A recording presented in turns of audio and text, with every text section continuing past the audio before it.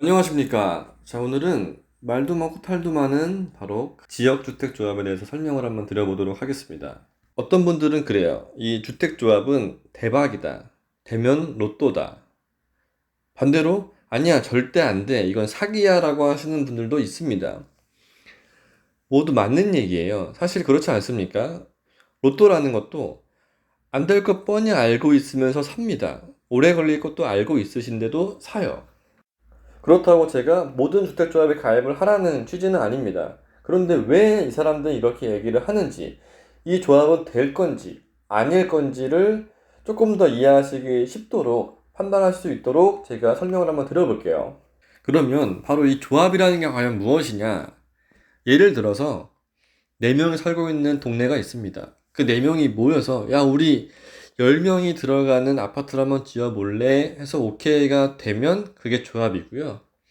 6명을 모집을 한 뒤에 10명이 들어가는 아파트를 짓는 것이 바로 이 주택조합 사업입니다. 총 4단계로 구분되는데요.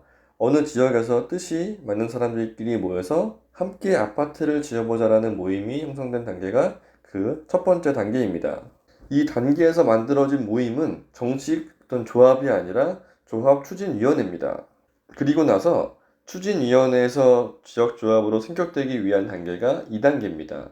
지역조합이 되면 사업 승인을 받기 위한 단계가 3단계이고 최종 승인이 되고 나서 착공되는 시점이 바로 4단계입니다. 사실 1, 4단계는 의미가 없습니다. 대부분 두 번째, 세 번째에서 분쟁이 많이 발생하기 때문이죠. 그럼 이 단계별로 설명을 한번 드려볼게요. 이 단계에 들어가 있는 사람들은 무엇이냐면 첫 번째는 조합입니다. 그리고 지주, 상가 주인이나 빌라, 주택 소유하시는 분들이죠. 세 번째는 우리와 같은 일반 조합원, 조합 희망자입니다. 당연히 조합위원회에서는 조합으로 승격되기 위해서 조합 승격 조건인 토지면소 15% 이상, 승낙의향서 80%, 마지막으로 조합원 모집 50%를 맞추기 위해서 노력을 할 겁니다. 따라서 조직위원회에서는 토지를 매수하고 지주들에게 승낙의향서를 받으려고 할 거고요. 또 조합원들을 모집하기 위해서 모델하우스를 짓고 분양 대행사를 쓰는 거죠. 분양 대행사나 위원회나 3년 안에 착공이 들어간다. 로얄층을 우선 분양해 준다. 바로 옆 시세가 얼마인데 이건 무조건 로또다. 라는 식으로 말이죠. 참고로 기간은 조합장도 모릅니다. 로얄층 선분양은 100% 불법이고 시세는 어느 누구도 모르죠.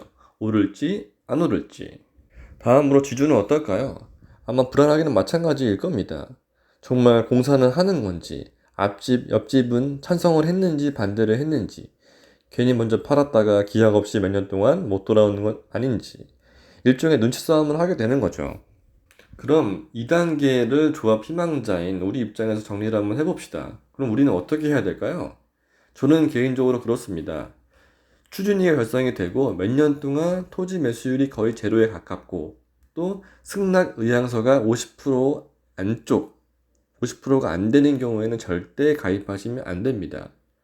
여러 가지 이유가 있겠지만 아예 사기일 수도 있고 그 지역이 주택지역이 아닌 상업지역일 수도 있습니다. 어쨌든 토지 매수율이 추진위 설립 기간에 비해 현저히 낮은 경우에는 절대로 가입하시면 안 됩니다.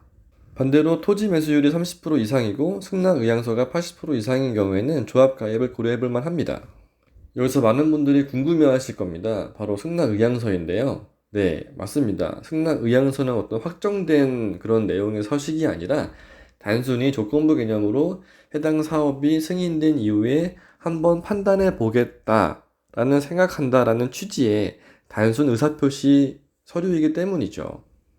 하나 안타까운 것이 이 승낙 의향서라는 문구 자체를 마치 사기인 것처럼 생각하시는 분들이 꽤 많습니다. 이 승낙 의향서는 뭐 조합이나 분양 대행사에서 만든 것이 아니라 정부에서 정한 사항입니다. 또 이 승낙 의향서는 저희 같은 조합 희망자들을 현혹시키려고 사용하는 그런 서식이 아니라 어떻게 보면 지주들을 보호하기 위해서 만든 겁니다. 설명드린 내용처럼 지주도 굉장히 불안해합니다. 왜냐? 드문드문 집은 팔리고 있고 또 반대하는 입장과 찬성하는 입장 모두 맞는 얘기인 것 같기도 하고 그런 경우에 이 승낙 의향서를 통해서 해당 지역의 주민들의 의향을 거시적으로 판단을 하는 거죠. 2단계를 한번 정리를 한번 해볼게요. 만약 내가 지주라면 주변 이웃들이 30% 정도가 토지 매수를 이미 했고 한 70% 정도가 의향서를 냈다라고 하면 대부분의 사람 심리는 아마도 토지 매수를 하거나 대물 계약을 할 가능성이 높아질 거예요. 결국 여러분들이 2단계에 계신다라고 하면 그 추진위원회가 제시하는 토지 매수율을 직접 확인하시고 승낙 의향서의 수치를 판단하시면 돼요.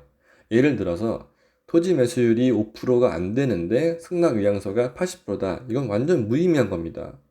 반대로 토지 매수율이 30%인데 승낙 의향서가 70%다. 이거는 의미가 있어요.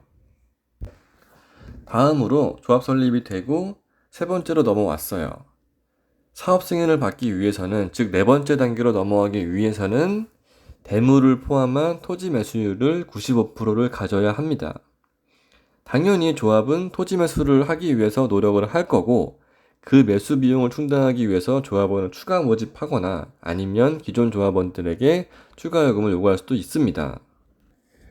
그렇다면 지주들은 또 어떨까요? 중요한 개념이 여기서 바로 나옵니다. 크게 세 가지인데 우리가 쉽게 알고 있는 건물주, 상업지구에 있는 상가 건물, 그 다음에 어떤 신축 개념의 어떤 빌라나 주택, 그리고 완전 오래된 낙후된 빌라나 주택에 살고 계시는 그런 지주입니다. 이 세 가지 입장을 모두 고려할 필요가 있습니다. 낙후된 지주 같은 경우는 아마도 대부분 계약을 체결할 가능성이 높아요.